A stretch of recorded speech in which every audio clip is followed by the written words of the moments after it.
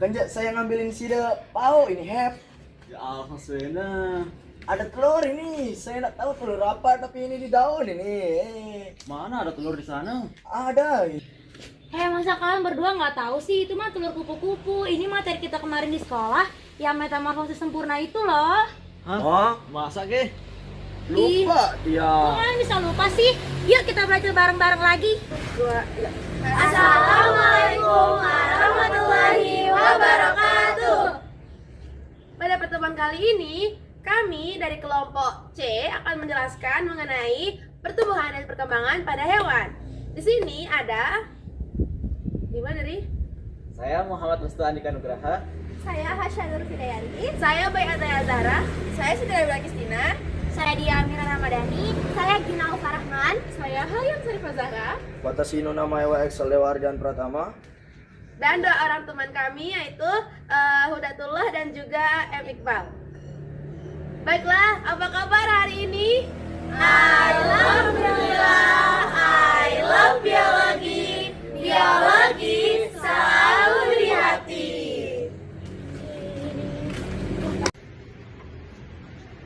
Fase-fase embrionik adalah tahap perkembangan makhluk hidup yang dimulai setelah lahir atau menetas dan berlanjut hingga dewasa. Pada fase ini, hewan akan mengalami pertumbuhan dan perkembangan lebih lanjut yang dimulai setelah lahir atau menetas, pertumbuhan dan perkembangannya, perubahan bentuknya, dan perkembangan fungsi reproduksinya. Gitu bang. Hi everyone, my name is Excel Dewardian Pratama and here Restu, my best friend, will tell you what is fase embrionik. Jadi pada fase embrionik ini ada proses fertilisasi yang dimana proses ini adalah proses pembuahan yang dimana pertemuan antara sel sperma dan sel telur sehingga menghasilkan pembuahan dan menghasilkan sebuah zigot. Zigot ini nantinya akan mengalami fase morula yang dimana fase ini akan terjadi pembelahan sel zigot menjadi 2 sel, kemudian 4 sel, lalu 8 sel, kemudian 16 sel dan seterusnya. Blastula adalah tahapan perkembangan embrio pada hewan yang terjadi setelah morula.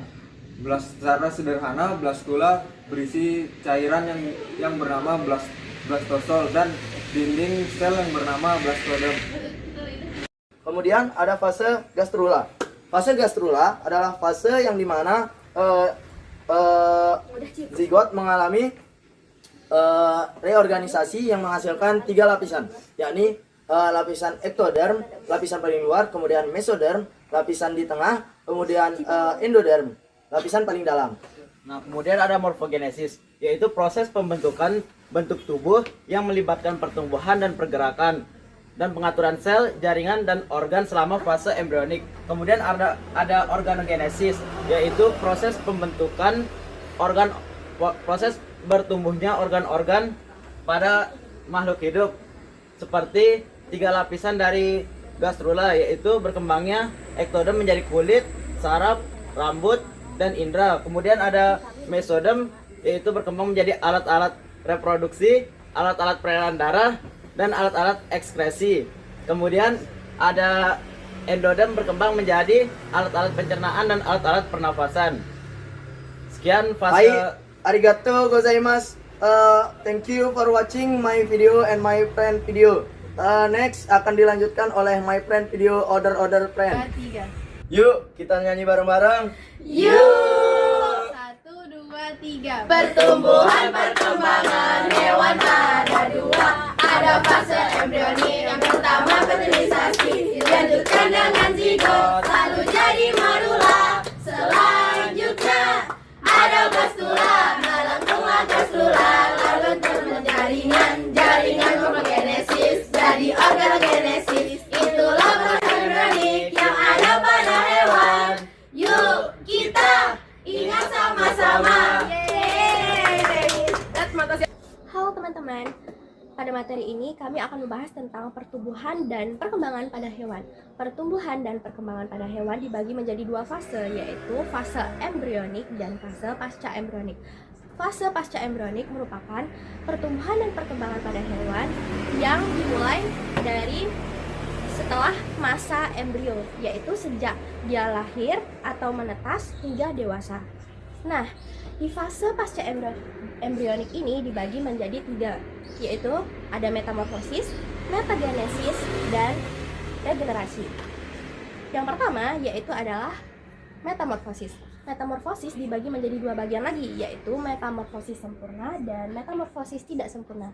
Nah, yang pertama kami akan membahas yaitu metamorfosis sempurna. Nah, metamorfosis sempurna itu kenapa dikatakan sempurna? Karena setiap tahapan-tahapan prosesnya itu sangat berbeda dari sebelumnya. Jadi, metamorfosis sempurna adalah pertumbuhan dan perkembangan pada hewan yang memiliki 4 tahapan identik, yaitu ada telur, ulat, pupa, dan imago atau individu dewasa. Nah, tahapan-tahapan ini sangat mencolok atau perubahannya itu sangat berbeda dari sebelumnya. Yaitu contohnya adalah salah satu kupu-kupu. Kupu-kupu merupakan hewan yang dikenal dengan keindahan sayapnya. Tetapi kalau dilihat dari awal, dia itu merupakan hewan yang tidak terlalu kita suka, yaitu adalah telur. Nah, kupu-kupu dewasa itu sering melepaskan telurnya atau menetaskan telurnya di daun atasnya atau di bawah daun, atau kadang juga ada di batang daun itu. Nah, telur yang ada di atas daun atau di bawah daun itu akan menetas. Kenapa kupu-kupu sering menetaskan telurnya di atas daun? Karena jika dia setelah telurnya itu menetas, nanti setelah dia menetas akan mudah untuk mencari makanan. Contohnya, jika telurnya udah menetas akan menjadi ulat kan. Nah, ulat itu akan memakan cangkangnya sendiri. Kemudian setelah cangkangnya dia akan memakan daun. Kemudian ulat itu identik, yaitu sangat memiliki nafsu makan yang tinggi supaya dia mudah tumbuh dan berkembang. Tumbuh dan berkembangnya itu selama 12 hari. Nah, setelah dia sudah melewati 12 hari, dia akan siap-siap untuk menjadi pupa atau kepompong. Kenapa bisa akan terjadi pupa? Karena kalau diasumsikan atau kita lihat dari pertumbuhan dan perkembangan pada manusia, kulit akan bersamaan tumbuh besar sama tubuh kita. Tapi kalau kupu-kupu, kulitnya tidak akan bertambah, tetapi badannya saja yang akan bertambah. Sehingga kalau ulat udah bertumbuh dan berkembang, kan dia makannya banyak ya, makinnya banyak makannya, dia akan bertumbuh dan berkembang, tetapi kulitnya tidak akan bertambah, sehingga kulitnya akan merobek. Nah, ulat akan menjadi pupa, dan saat proses dia menjadi pupa itu dia akan bertumbuh dan berkembang atau melepaskan kulitnya selama 4 kali. Terus tumbuhlah kulit yang baru di bawahnya, sehingga dia akan menggantungkan dirinya secara terbalik di batang, sehingga terbentuklah menjadi kepompong atau pupa. Selama 2 minggu atau kurang lebih 3 minggu akan dia melakukan proses pembentukan jaringan atau membentuk organ-organ tubuhnya, yaitu terkhusus pada kepala, dada, perut, hingga sayapnya. Setelah beberapa minggu dia akan menetas. Setelah dia menetas, nanti sayapnya itu akan kecil dan basah, tetapi kupu-kupu akan memompa darahnya ke sayapnya sehingga sayapnya akan mengering dan membesar, dan dia siap untuk mengepakkan sayapnya. Kemudian setelah dia menjadi kupu-kupu dewasa, dia akan bersiap untuk mereproduksi, yaitu melakukan reproduksi, yaitu dengan kupu-kupu dewasa yang lain, dan membuat telur lagi, dan siklusnya akan terus berulang. Oke, mungkin cukup sekian dari proses metamorfosis sempurna. Selanjutnya akan dijelaskan oleh teman saya. Berusaha. Hai. Halo. Jadi di sini kami berdua akan menjelaskan mengenai metamorfosis tidak sempurna pada kecoa. Tapi sebelumnya di sini saya akan menjelaskan apa sih itu metamorfosis tidak sempurna. Metamorfosis tidak sempurna atau bisa disebut juga dengan hemimetabola. Pada fase ini, hewan muda memiliki bentuk yang tidak jauh berbeda pada hewan dewasa. tetapi ukuran dan organ reproduksinya berbeda. Jadi hewan muda ini disebut nimfa, bukan larva ya guys.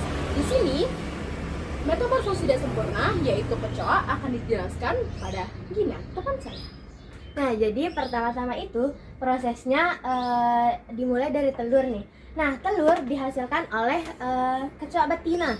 Nah, dan telur ini dilapisi oleh kulit yang keras. Lalu setelah telur menetas, akan muncullah kecoa muda atau yang biasa disebut dengan nimfa. Nah, yang ini ya.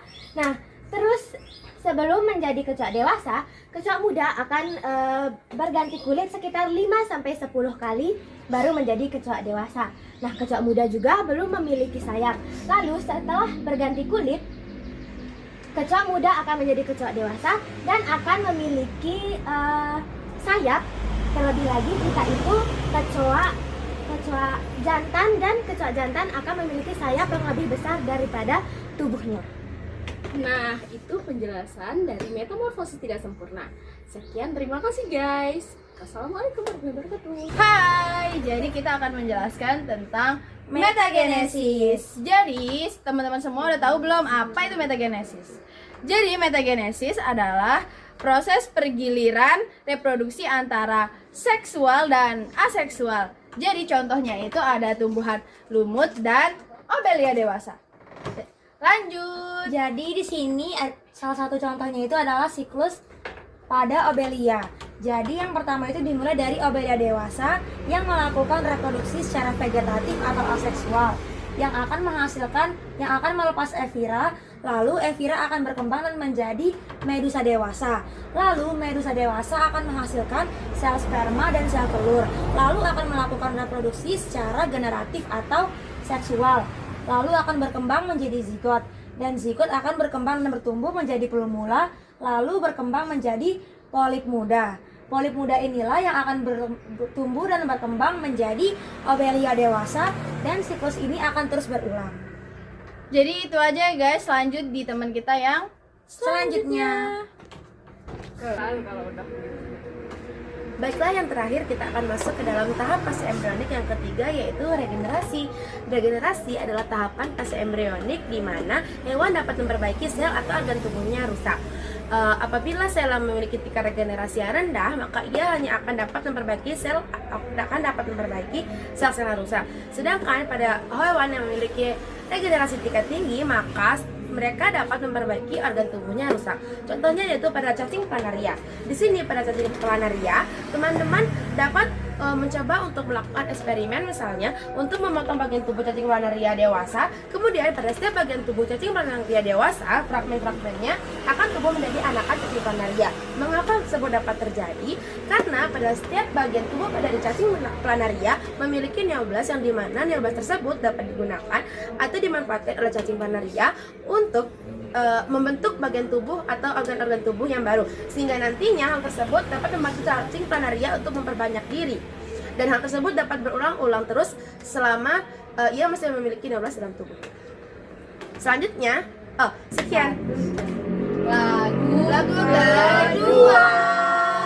1, 2, 3. Metagenesis pergiliran antara aseks dan seksual. Contohnya ubur-ubur dan tumbuhan lumut. Regenerasi bentuk baru dari bagian tubuh yang hilang. Contohnya bintang laut, planaria, dan cacing pipih. Metamorfosis sempurna dan tidak sempurna. Lagu ketiga. 1, 2, 3. Telur-telur, larva-larva, pupa-pupa dewasa. Metamorfosis. Telur-telur, nimfa-nimfa, hewan muda, hewan dewasa. Tidak sempurna. Yeay. Sekian dari kelompok Semoga bermanfaat. Arigatou gozaimasu.